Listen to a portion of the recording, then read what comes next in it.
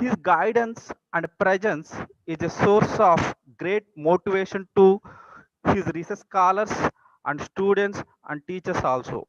He has published various research papers in and patents to his credit. He received awards from national and international organizations.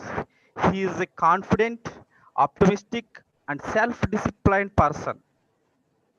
He is committed to the cause and always strives for perfection. He has been an instrumental and a key person to impact various activities in IETG, IE activities in the college wide and statewide also. It is our privilege to have him as a resource person to this session. I welcome to Dr. M. Kamaraj Garu. Please hand over the session. Thank you, Samurthy garu. Uh, Thank you, sir. Now it is delayed, but the participants may be little bit. Sir, your voice is low, sir.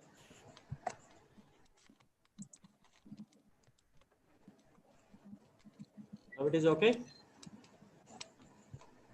My voice is okay. Sir, still.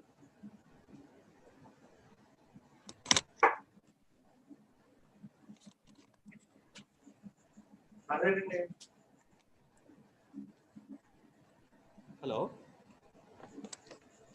Is it okay now? No, sir. It's very low, sir. Something.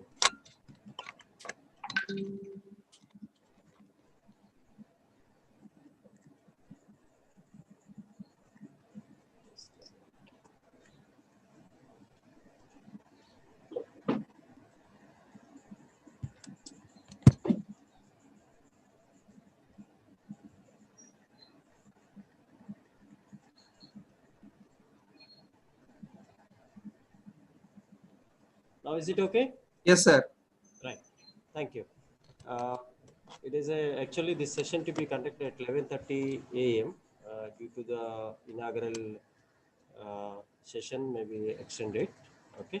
So anyhow, I go with the basic things about embedded system and IoT. Please be patient with me. Just it may take 30 to 40 minutes. Okay. I'll share my screen.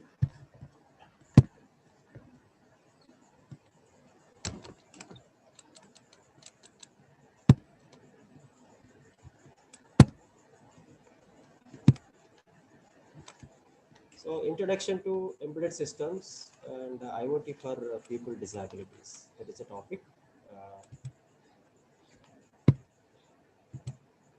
So these are the contents to be discussed, and the definition, classification of embedded system, the purpose of embedded system, the core of the embedded system, and design challenges and embedded system technologies, and then skills required for embedded designers and applications, and IoT for people with disabilities. So this is the very basic presentation. So the academicians maybe can understood very easily.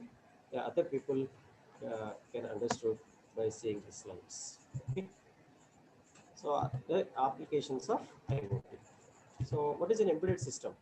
So this is it is an application-oriented special computing system which is scalable on both software and hardware.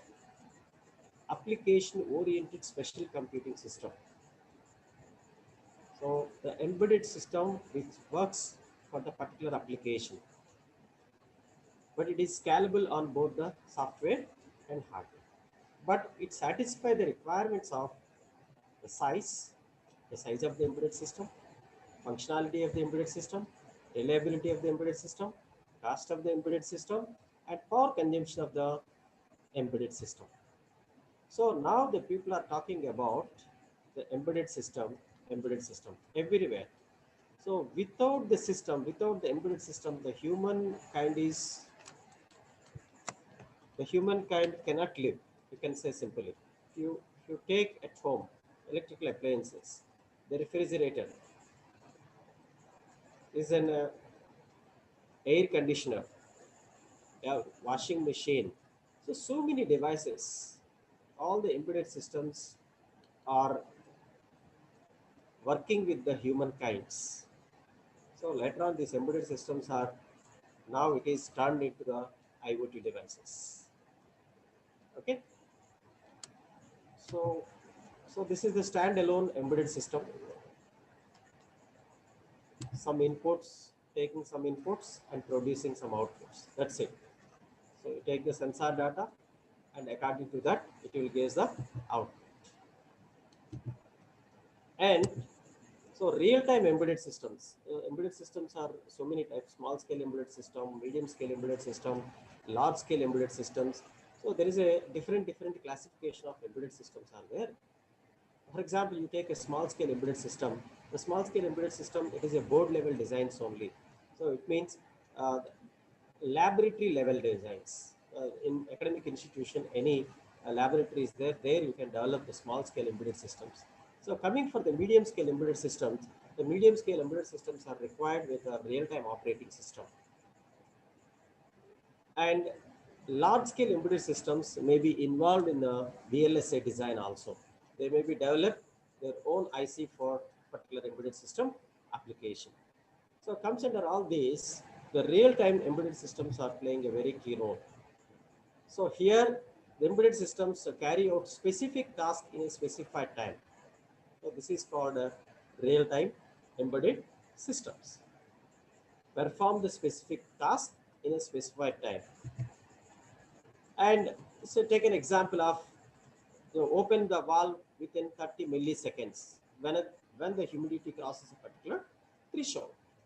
So it is a task to be performed within a 30 milliseconds. Open the valve within a 30 milliseconds. It is a task.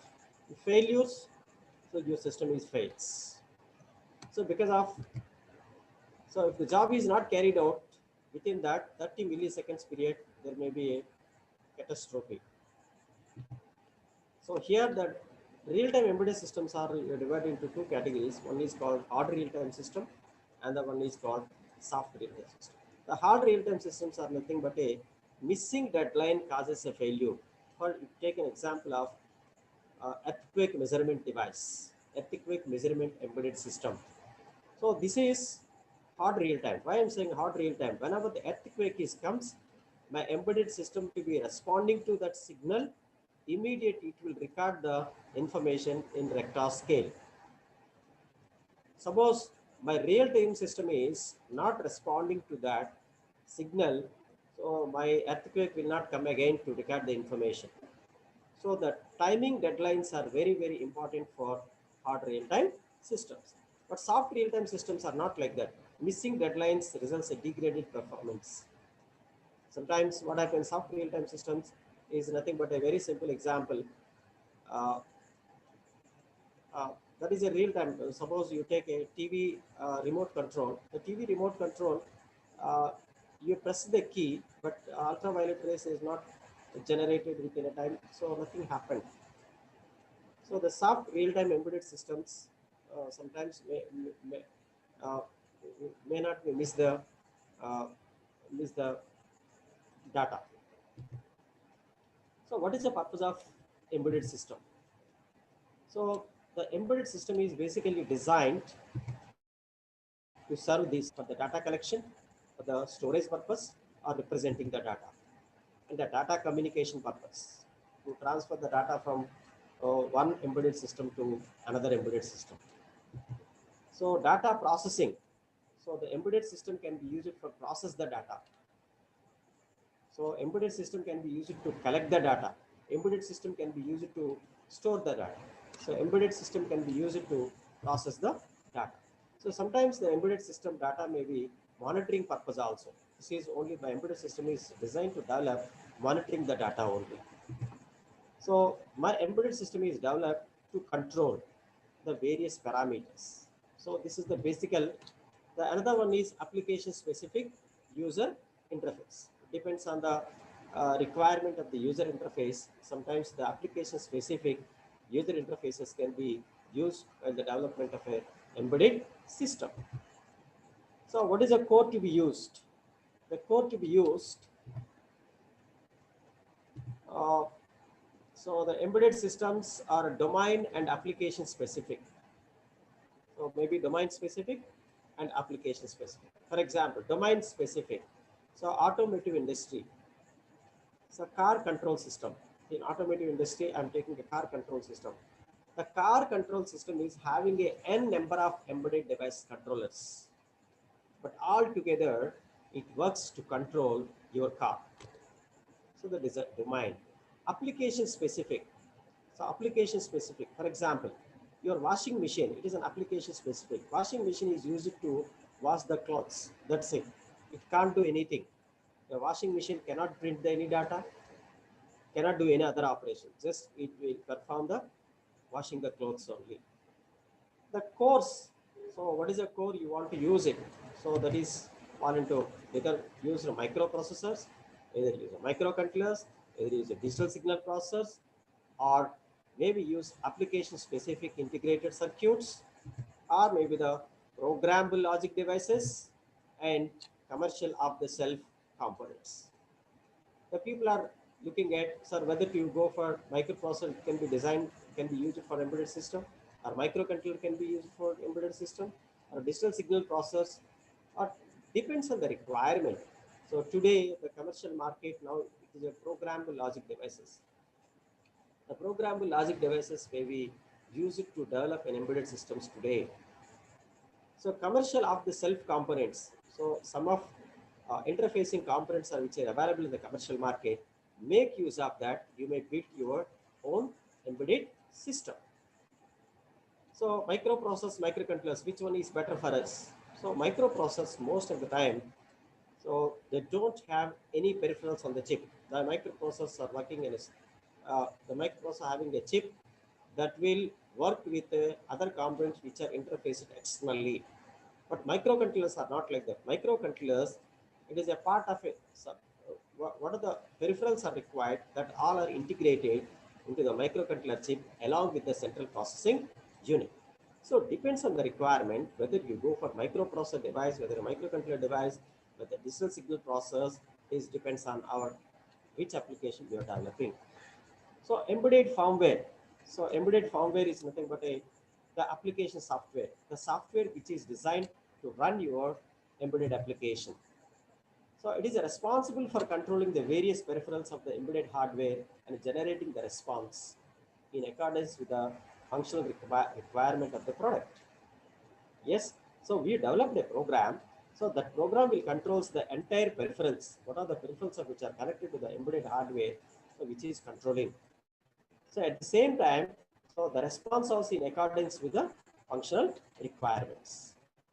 So mostly the embedded firmware mostly stored in the permanent memory. That is called read-only memory. There is a two types of memories we are using. One is called RAM memory and the one is called ROM memory. So ROM is basically used to store the programs or maybe the application software. So because of it is not alterable. So once the program is dumped into the ROM device is now you are making for your washing machine. So user cannot modify the ROM contents. Only the manufacturer can modify the ROM contents. The user can use the washing machine and performs its operations. So designing an embedded firmware, so there is requirements. So you have to understand the what is the hardware is connected, what is the various components are interfacing. So what is the memory map you are using, what is the IO ports you are connecting. So what is the configuration of registers and various hardware chips are used. So you have to understand all these issues before developing the embedded firmware. So maybe the people are using to develop your assembly language or maybe the high level language. They may be used to develop embedded firmware by using a C language, C++ language, or maybe the embedded C like that. So basically there is a two types of approaches are available. One is called super low based approach and the one is called embedded operating system based approach. The super loop based approach is nothing but it is a sequentially it performs the operations. So step one, it will execute. Step two, it will execute. Step three, it will execute. So once it is execution is started, it will complete all the steps. So 1 to n steps to be completed. Again, it performs the 1 to n steps. So this is called super loop based approach. But sometimes there is a drawbacks of the super loop based approach. If any step is malfunctioning, the entire the remaining steps may be collapsed. So there is a drawback. So the embedded operating system based approach. So with the help of an operating system, you may develop your embedded firmware as per your requirements. So what is the languages? Maybe the people are using assembly language, high level language. So high level language, they may use subset of C, subset of C++, any other high level language with supported cross compiler. Sometimes there may be people are using both the assembly language and the high level language also. So mixing assembly code with high level language, sometimes they may be used inline assembly also. So why use embedded systems? So user functionality, the portability, that is the most important.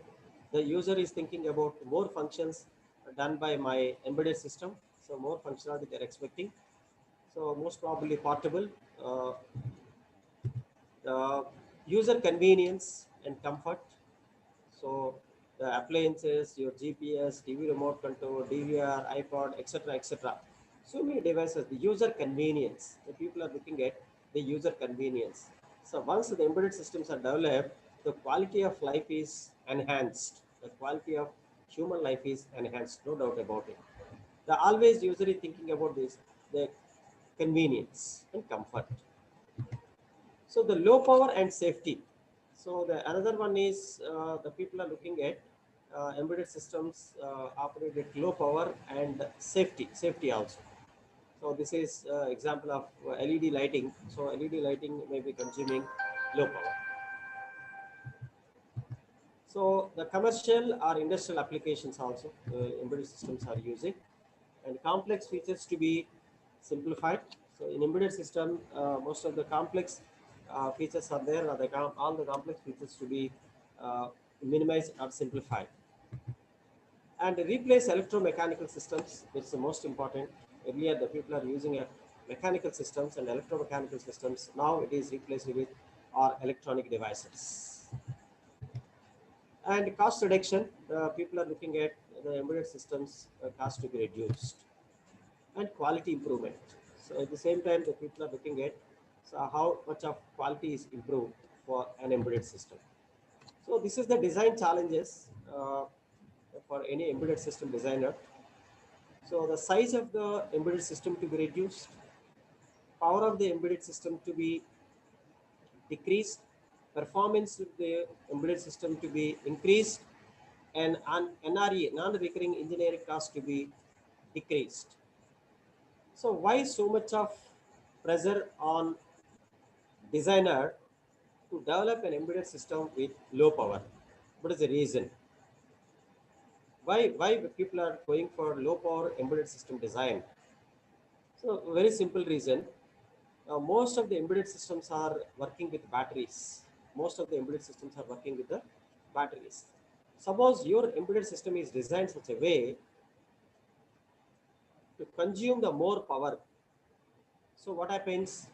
So when your embedded system is consuming more power, then uh, battery may be charged in number of times.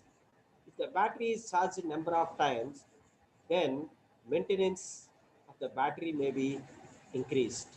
After some time, you have to remove the battery and place another battery. Okay, well and good, sir. We have money and you replace any number of times our batteries, like it's excellent. But coming for the medical electronics, for example, you take a pacemaker. The pacemaker is a device which helps the heart patients. Normally, the pacemaker is the pacemaker circuit, which consumes a more power because the pacemaker circuit is operated with a battery. So if a pacemaker circuit the pacemaker device must be placed inside of the patient body. If your pacemaker is consuming more power, then what happens? Then what happens? So the pacemaker battery life may be decreased. So again, the patient go to the hospital and cut the body and remove the pacemaker. Again, they place the new battery, like that. So the customers are not interested there. patients are not interested to uh, they're not interested to go to the hospital every time. So that's why the pacemaker is designed for the ultra low power wireless circuit. Means once it is placed inside of the body, it will remains up to 10 to 15 years. Up to 10 to 15 years. So that is effect of the power consumption. So that's why the people are looking at the low power consumption devices only. So the second parameter is size. So why the size? Because of you have a big size.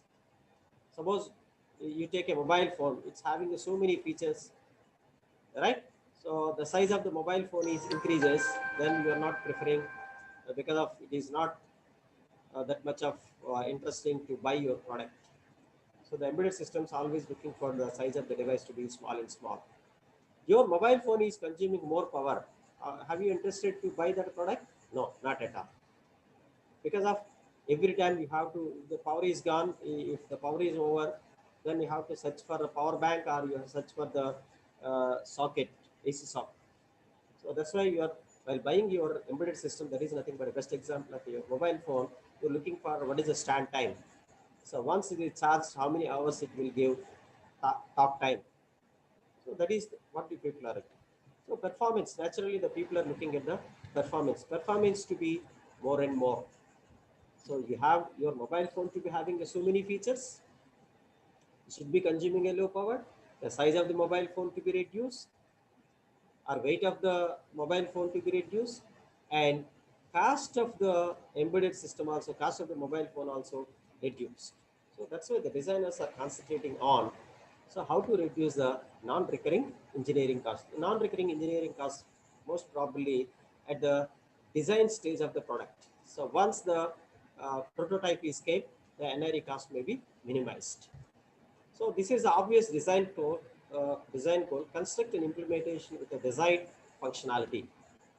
So this is a key design challenge. Simultaneously optimize the numerous design metrics. I'll show the design metrics.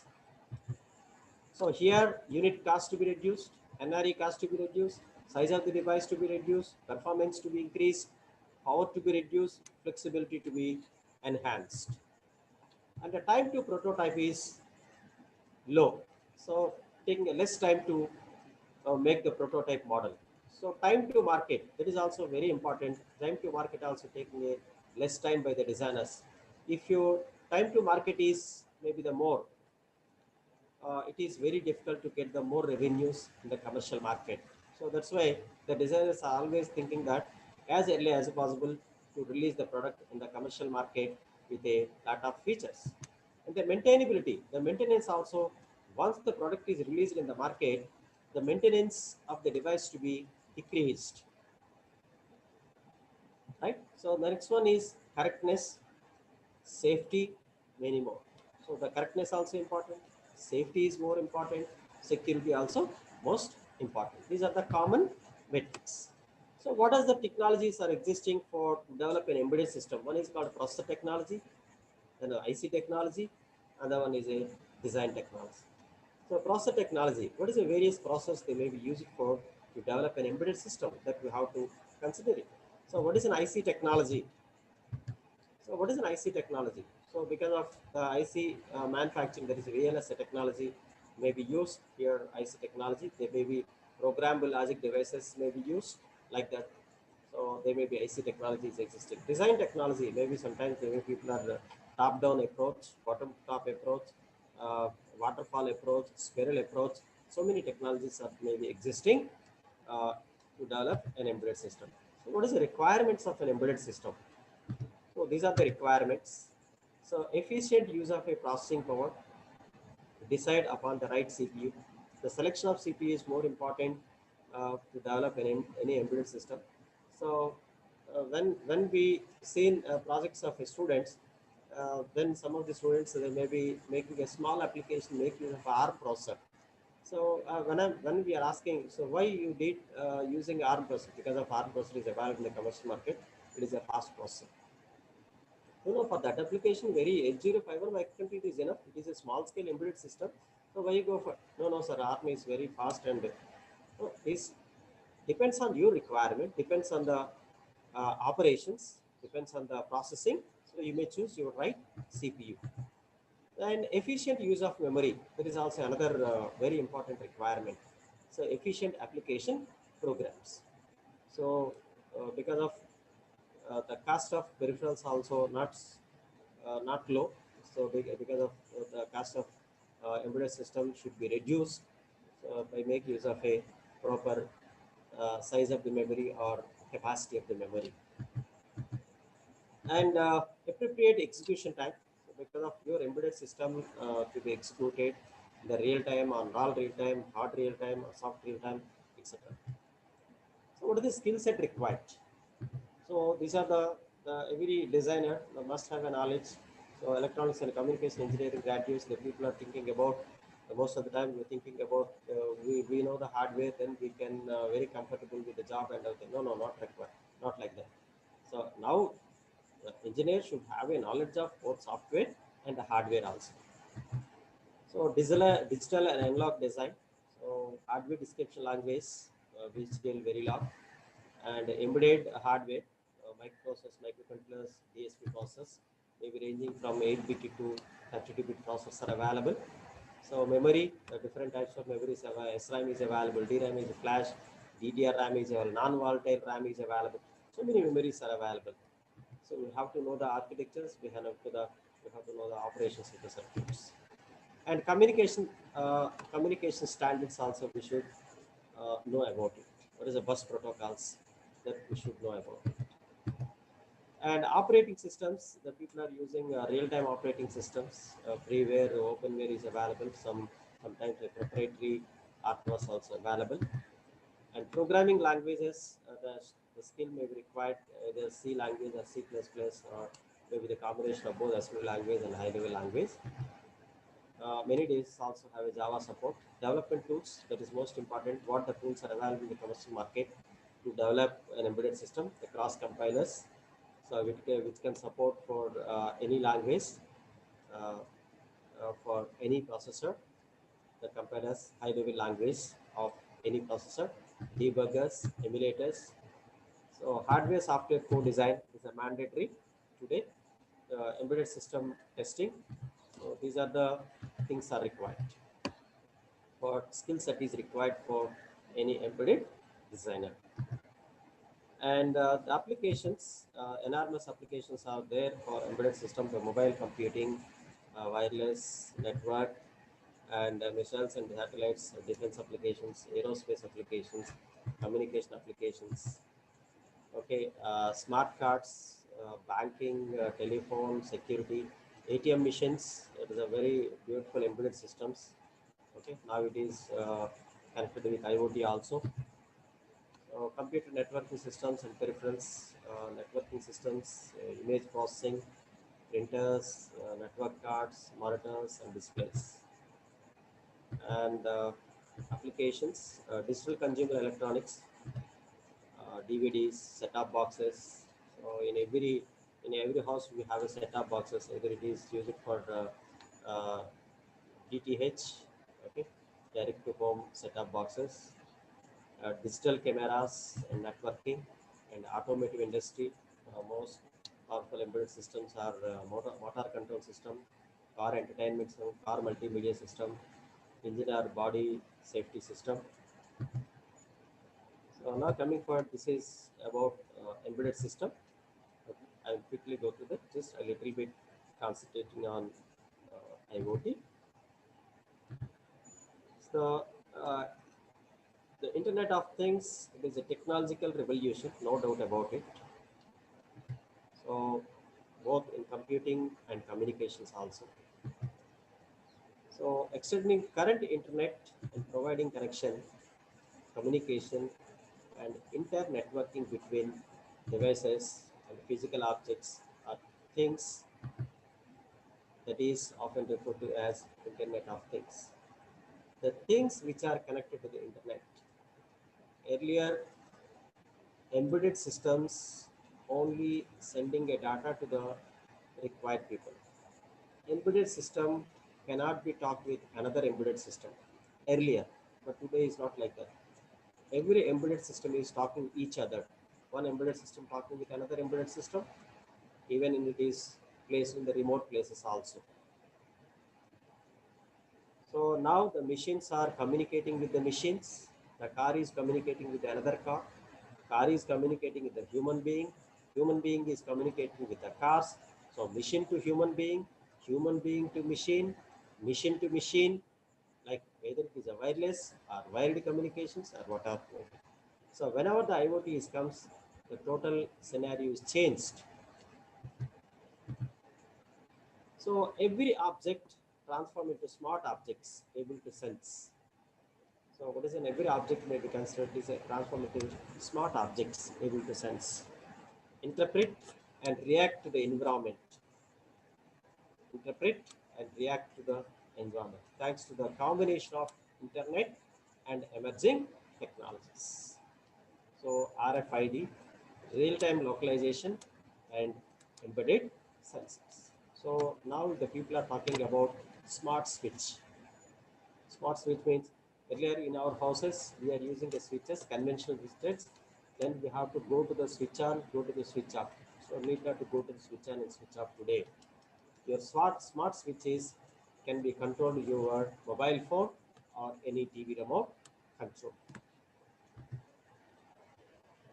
This technological uh, evolution enables a new ways of communication between people and things, and between things themselves. What I'm saying. So here I want to convey a few slides here. So living with disability. So currently over a billion people, including children, uh, are about 15% of the world's population are estimated to be living with disability. The humankind is having all no problem. Sometimes maybe have sometimes maybe they're not having a proper legs. They're not maybe hearing. They're not maybe seeing. They cannot be talking. They don't have a legs. They don't have a hands. Like so many disabilities are there. So as per the survey, the 15% of world population may be suffering with any one of disability. The lack of support services can make handicapped people overly dependent on their families. So if the technology is earlier technology is not there, so every time the handicapped people, physically challenged people, may be depending on their family members only. So now the Internet of Things can offer people with disabilities the assistance and support they need to achieve a good quality of life. So now we can enhance the social and economic life. So maybe physically challenged people can be participate in the social and economic life also. So indirectly, the IoT which helps the physically challenged people to enhance the social life of them. So need not to depend on their family members. Now depends on the technology that assisted devices may be available now for the physically challenged people. So assistive IoT technologies are more powerful tools to increase independence and improve participation. So that is a scenario where we are lucky now the technologies came into the picture. So last time in the last summer, we had one interview from one engineering student. He don't have any eyes. She don't have any eyes. So she's working in government company, and she's doing making YouTube uh, videos that don't have any eyes, YouTube videos, and that YouTube videos are very popular today. So shortly she will become a star of the world because of make use of these technologies. So this is IoT architecture.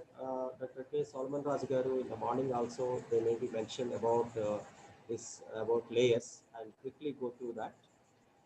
The perception layer, its main functionality is to identify the objects and gather the information. That is the main object. The perception layer is to identify the objects and gather the information. So it is formed mainly by the sensors. So identify the object and gather the information can be done by your sensors, actuators, monitoring stations, your cell phone, your tablet PC, smartphone, PDAs, nano nodes, RFID tags, readers, writers, etc., etc. So it is comes under your perception layer. The another layer in the IoT architecture, network layer. It consists of a converged network made up of wired or wireless privately owned networks, internet, network administration, etc. So the network issue may be occurred in the network layer. Another one, its main function is to transmit information obtained from the perception layer. The perception layer is always giving the data to you. So it is readily available at the sensors. The sensors are giving the information. So this information to be transmitted to the next level. So that information is you are getting from the perception layer. So it may be transferred to the next level through your network layer. So this is application layer. So it is in the layer, upper layer. It is a set of intelligent solutions that apply the IoT technology to satisfy the need of the users. So this is the perception layer looking at. So these are all the sensors. So the tablet monitoring station, fire alarm sensors, here RFID, ultrasonic sensors. So these are the various RFID tags. They may be this smartphone. So all these. So this is the perception layer. So this is the network layer. So this may be GPRS may be used. The gateway may be used. So the internet is connected. So now WiMAX, wide area local area network, GPRS like. And the application layer, so finally it will go to the server, this is the internet applications, right? So web server databases, monitoring databases, RFID databases. So this is the operation support platform, the signaling, right? So this is the application layer. So this is finally, so this is your perception layer. So this data may be sending to the network layer. So network layer is now sent to your application layer. So this is the end of the state. So perception layer. So this is visual impact and hearing impact. So this is a perception layer. Perception layer. We're looking for visual impact people and hearing impact people. So physically impact people. So the components designed for the visually impaired are body, micro, and nano sensors, RFID based assistive devices. So this is the one technology that may be existing. The researchers are working to develop an artificial retina at the nanoscale. So that is a development. The positioning of the retina implant, left bionic chip and its interface with the retina, right. So this is the interface also may be done. The positioning of the retina implant, the bionic chip is, the people are now using to develop bionic chips. So RFID based assistive devices, an essential RFID based application is a navigation system. It helps the blind people find their way in an unfamiliar area. So suppose the blind person is go to the unfamiliar area. So this RFID based application system, the navigation system may help them. RFID tags are distributed throughout the area, so that is mandatory. So if RFID tags are keeps distributed around the area, whenever the blind people are entered into that area, so they may get the information very quickly. So when we visited Gandhi Ashram, there is a new which is placed in Gujarat, only for Gandhi. They make a big hall. There is a 3, 4 floors are there with all IoT devices and embedded systems. They may be using there. So they are given a very simple earphone and which is having a RFID tag. So when I'm reaching to the near the object, so the details of the story of Gandhiji, a particular place is telling very clearly. So then no guide is required, no person is required. Automatically the device is assisted me and explaining everything. It's a beautiful experience. This is about various devices, the programmable devices of the self gadgets or tools are required, and people connecting to the things. So here we get the motion sensor. This person is moving.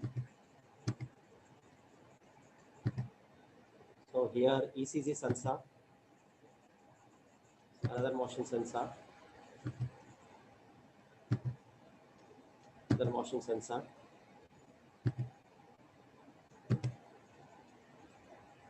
So here ECG sensor, one motion sensor is used, another motion sensor is used, another motion sensor is used.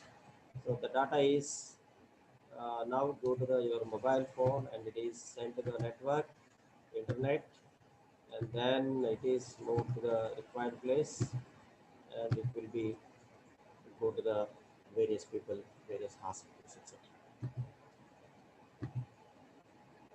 So that will be recorded information, whatever it is. So things, connected things. So I've already told that car is communicating with another car is communicating with the petrol bunk, like that. So here that internet is connected here. Just look at the car is communicating with the car with the help of your internet, Wi-Fi technology. Right? So sometimes the car may be communicating with these petrol bunks nearby. And this is the networks, wireless sensor networks are playing a very key role. Uh, the networks typically run low power devices, consist of one or more sensors, could be different types of sensors. The future networks, anytime connection. When you're moving, you get the connection. When you're outdoors, you get the connection. Indoors, you get the connection. Night is daytime, anytime the connection will be there. Any place connection, any place. Or anything connection between pieces, human to human, human to thing to thing, or whatnot, everything. This is the future network. So present also there. The shopping scenarios. This is one diagram I'm showing how the people are using this technology. Not only physical challenged people, anyone can experience if that mall is having this features. School scenarios. So now the scenarios, a lot of changes are occurred in the school scenario also. Shortly, the people are mostly keeping RFID tags for each and every item and each and every person, each and every object also. School scenarios. And this is health monitoring devices. Here there is a RFID tags for your food and your tags for uh, your refrigerator, okay, your washing machines. Now, right now, what? Not everything, everything. Especially assistive devices for disabled personalities. Specific human-machine interfaces for disabled. Devices for automation and control of home environment. So finally, health monitoring servers, the smart home servers also they maintain. Okay, so in next couple of days, you know, we get good experience with IoT things, industry people as well as academicians also. They may be involved in. Okay, just I'm giving only intellectual part only. So these are the research challenges. Key challenges customization for people with disabilities. So customization is very difficult because of uh, the disabilities may be various types of disabilities. For every for each and every disability, you have to customize the system. So since handicapped people have several special needs, the IoT should be adapted to their particular circumstances. It's most important. So humankinds are different, physically challenged people are different. So having a special needs, accordingly, IoT should be adapted to their particular circumstances. So another significant challenge to the IoT for people with disabilities of self-management. That is the most important. Uh, physically challenged people need not to rely on families or rely on assistive persons, or rely upon others. The self-management is a significant challenge. So standardization also very important challenge. It's not so easy. The standardizing the product for a particular case is a very tough job for the designers. So it is necessary to create globally accepted standards to avoid uh, interoperability problems. So we have globally accepted standards must be come into the picture. So, development of IoT based systems for physically challenged people. This is end of my talk. Now it is time at 4:30. If any questions?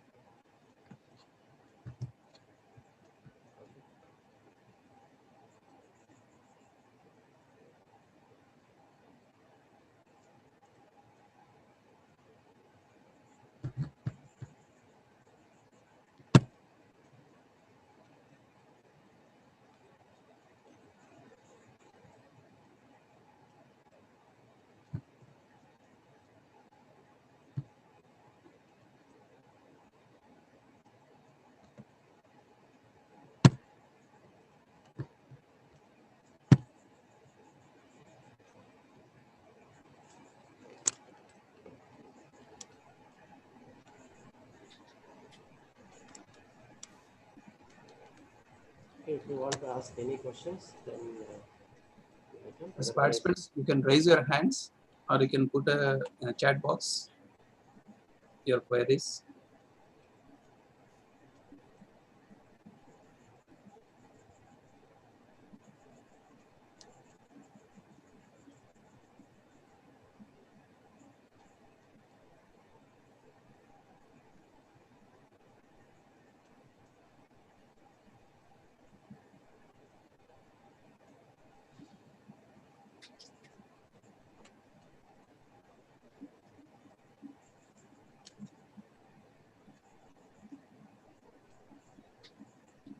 okay. Thank you. Thank you, sir. Thank you very much for your informative talk on the Internet of Things. And we thank you for graciously taking the session and delivering a nice session on the Internet of Things, sir. Thank you so much, sir. Kamraj, sir. Thank you. Thank you. Dear participants, so with this, we close this first day of FDP on IoT. So tomorrow, once again, we will be joining this FDP. And tomorrow, yes, sir. Ashekar garu, ఇందులో link ఇస్తారా ఇందులో? Yes, sir. నేను ఇస్తాను, sir. Okay, right. A link, sir? Please proceed. ఈరోజు attendance link ఇక్కడ ఇవ్వాలేమో. ఇస్తాను, sir. Okay. Proceed. Yes, sir. So tomorrow we'll be starting the session from 10 o'clock. So once again, there will be 3 sessions for tomorrow, 10 to 11:30 and 11:30 to 1. Then 2 to 3:30. So the attendance link will be posted in this Zoom, as well as I will be posting the attendance link in the WhatsApp also. So please fill that attendance for today's session.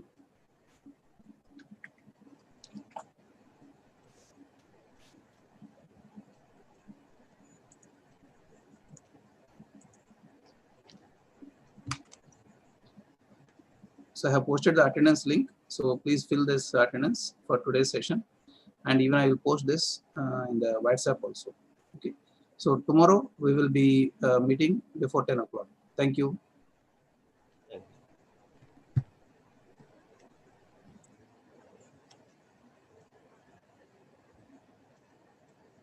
అశేఖర్ గారు కాసేపు ఆగండి, ఎందుకంటే కొంతమంది ఇస్తారు కదా. Okay sir. కొద్దిసేపు wait చేసి అప్పుడు డిజాబుల్ చేద్దాం. Okay sir. రికార్డింగ్ స్టాప్ చేయనా సార్?